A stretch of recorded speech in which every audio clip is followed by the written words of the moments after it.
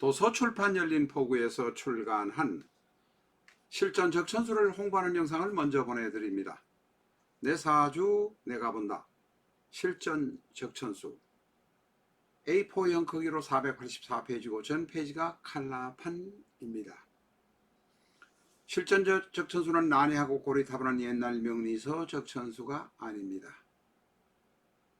사주의 기초만 아시는 분이라면 누구나 쉽게 이해하실 수 있습니다. 실전 적천수 한 권으로 유튜브에 등장하는 수많은 사주 동영상의 수주를 평가하실 수 있습니다. 교보문고 인터넷 서점에서 구입하시기 바랍니다. 미국이나 캐나다에 계시는 분이라면 아마존에서 SILJEON을 엔터하시고 실전 적천수를 만나시기 바랍니다. 도서출판 열린 포구.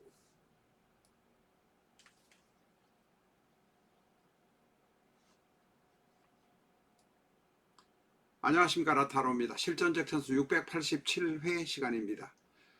드디어 기해까지 왔습니다. 기의 뜻과 해의 뜻을 알아보려고 합니다. 기에 관해서는 여러 번 복습을 했습니다.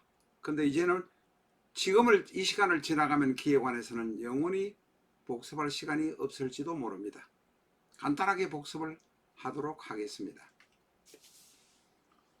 기토는 동물로 보면 오리, 개라고 말씀드렸습니다. 오리는 육해공군 노릇을 다 하는 팔방민입니다. 그런데 특별히 잘하는 것은 없습니다. 개는 바다에서 가로로 빼딱하게 걸으면서 제 마음대로 횡횡하는 사람입니다. 자기가 하고 싶은 것을 다 하려고 하는 것이 개입니다. 기토가 바로 자기가 하고 싶은 것을 다 하려고 합니다.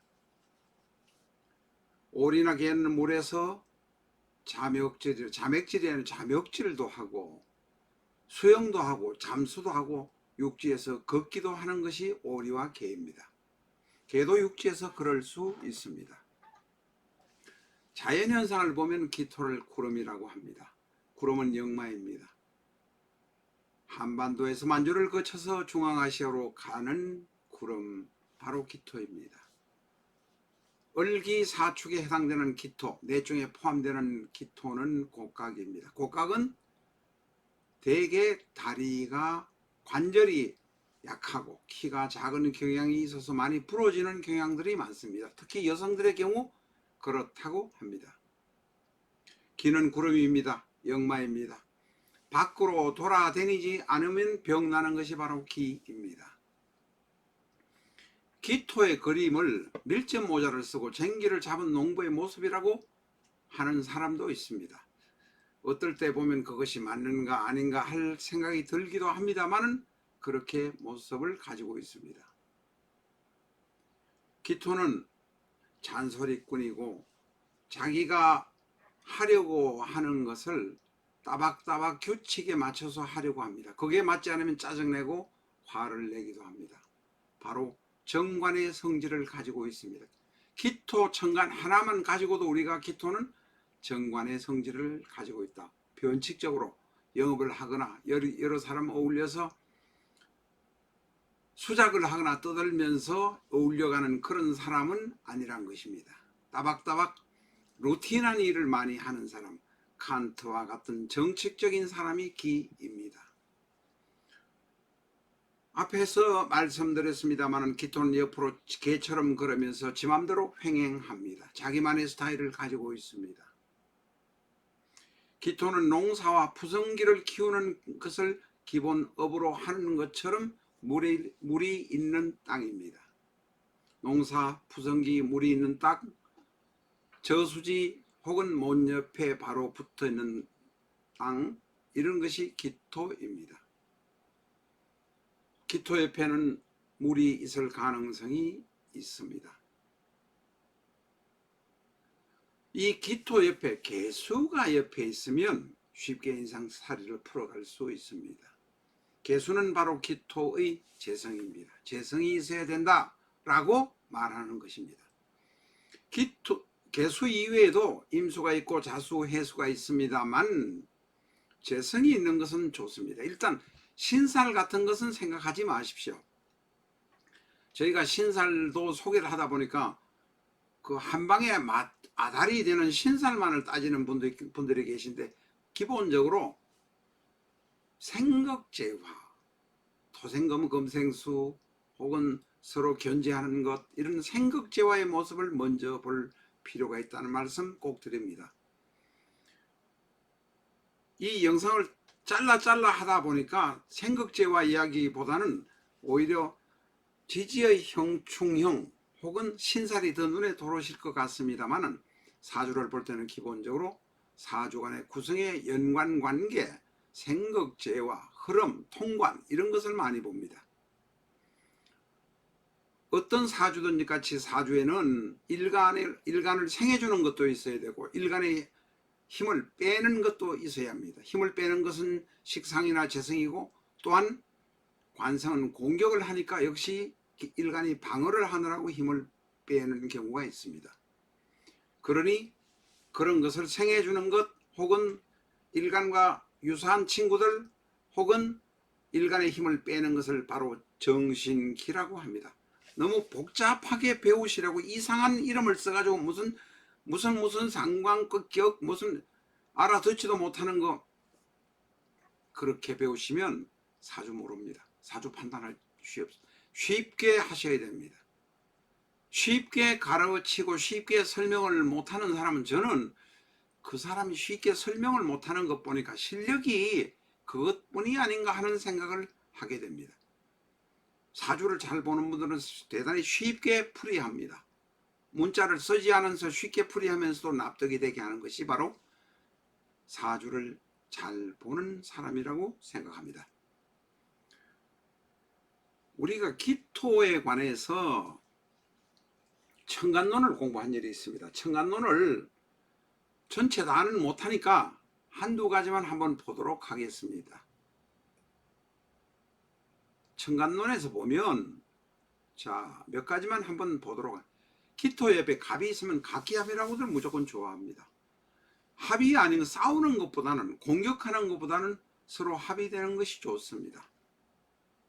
각기합을 하면 합토의 영향도 있고 분위기는 좋은데, 갑이 있으면 기토가 몸이 아플 가능성이 대단히 많습니다.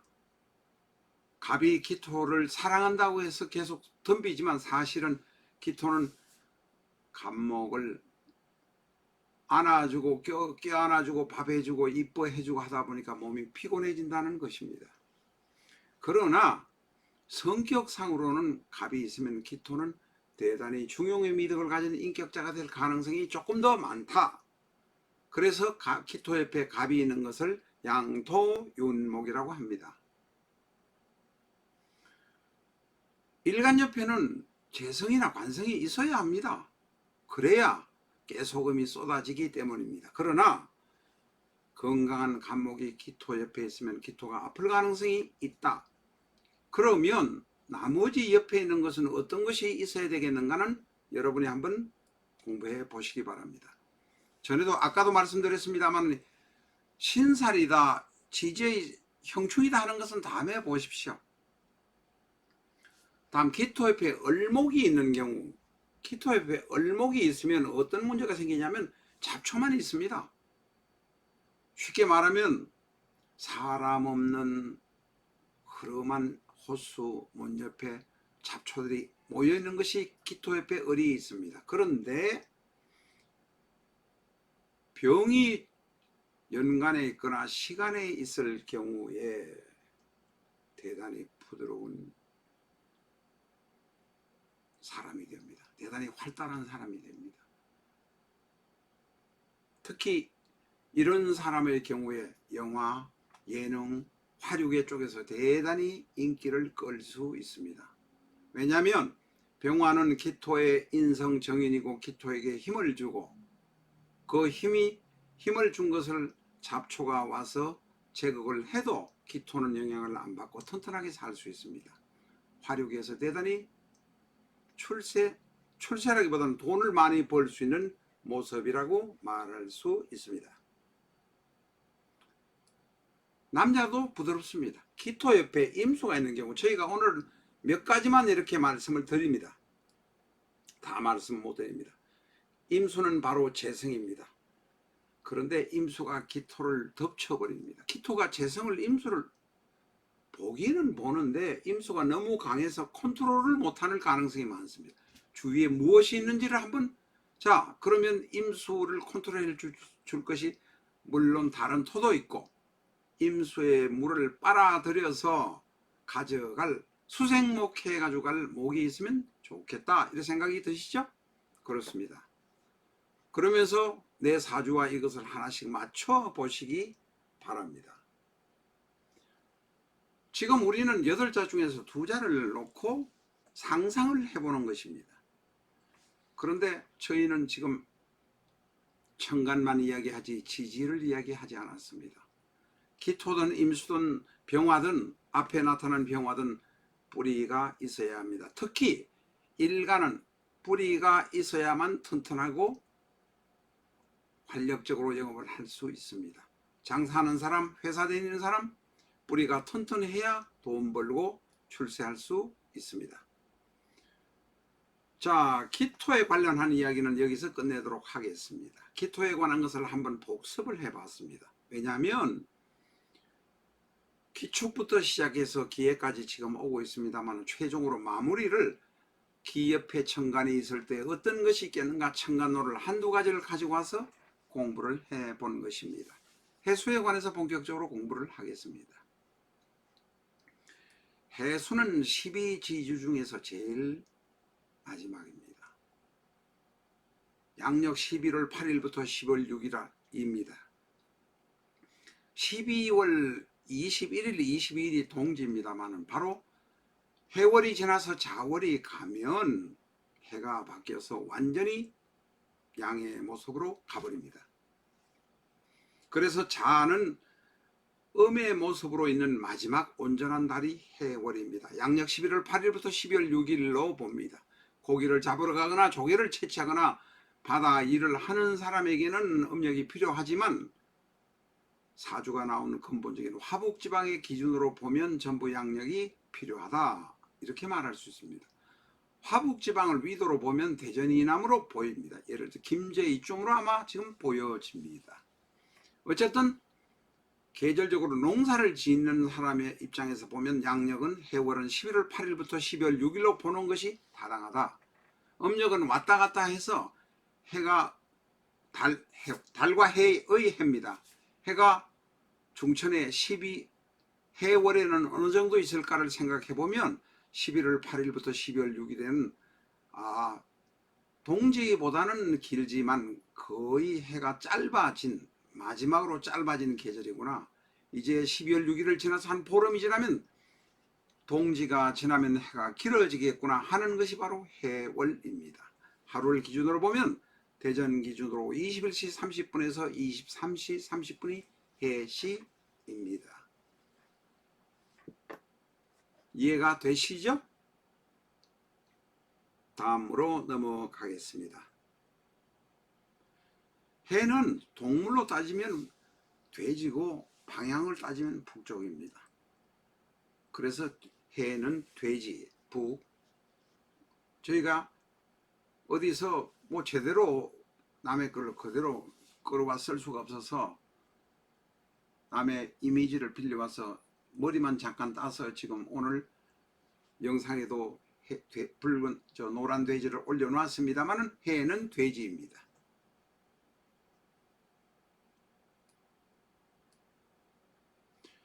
해는 물입니다. 물인데 어떤 물이냐 하면 급경사로 쏟아지는 세게 흐르는 폭포수의 물 같은 것, 현하, 경사가 급한 하천을 말합니다.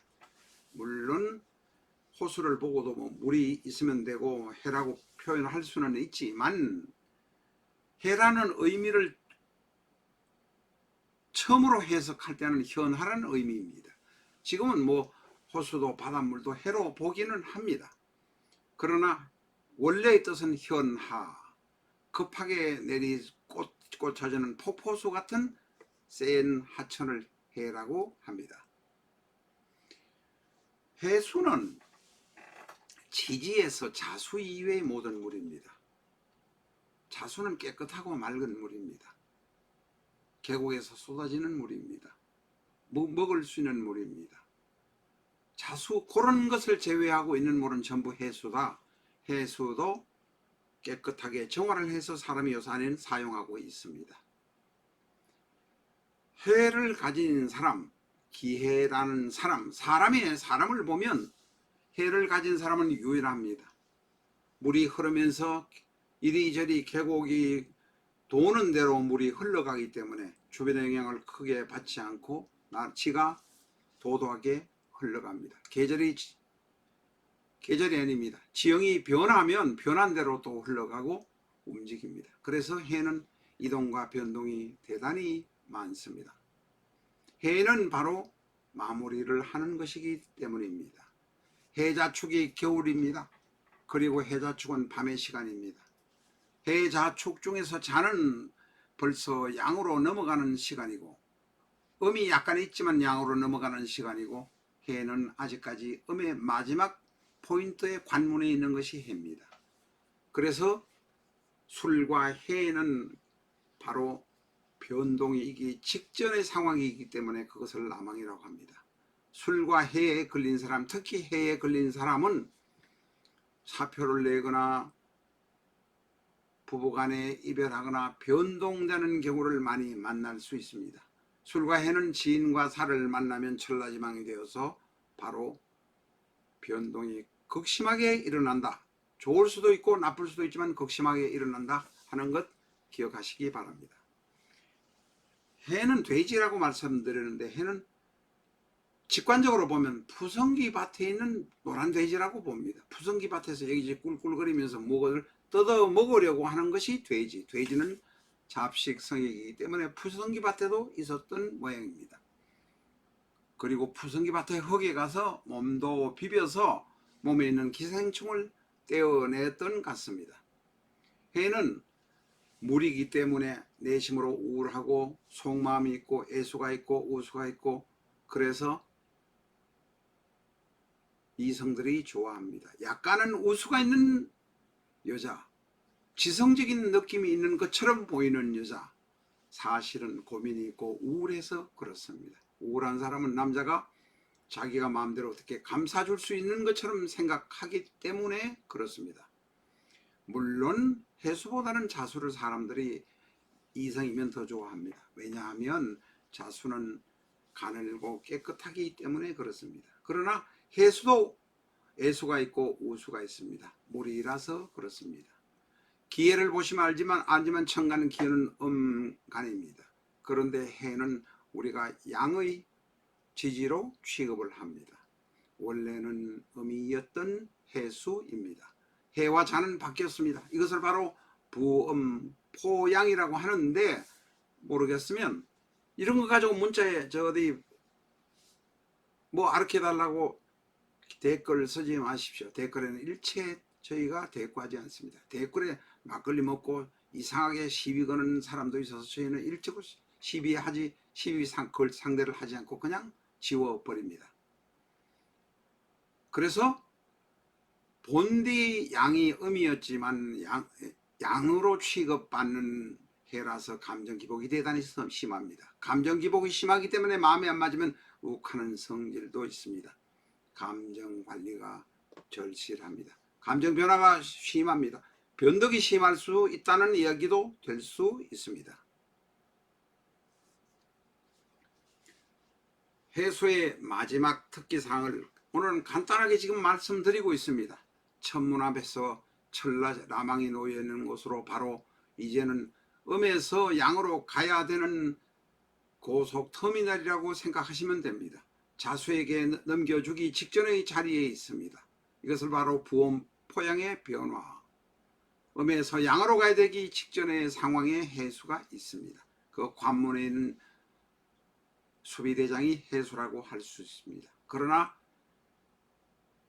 우울한 것 같지만 음에서 양으로 넘어가는 것 상황에 있지만 수비를 받고 있는 경비원이지만 나중에는 가진 것이 많은 사람입니다. 해수는 오래 사는 경향이 있습니다. 장수명이고 여기저기 많이 돌아다니면서 해외도 돌아다닙니다. 해수는 인신사의 스타트의 명인이기 때문에 그렇습니다. 그래서 해수는 나이가 들면 가진 것이 많은 사람이 해수입니다. 35, 40쯤 되는데 일제 해를 가진 사람한테는 결혼해도 좋습니다. 돈이 좀 있을 것이란 이야기입니다. 그러나 변덕이 있다는 점도 기억은 하시기 바랍니다. 오늘은 여기까지 하겠습니다. 빨리빨리 했는데 벌써 20분이 지났습니다. 다음 시간부터 기해의 특징을 여러분과 같이 공부해 보겠습니다.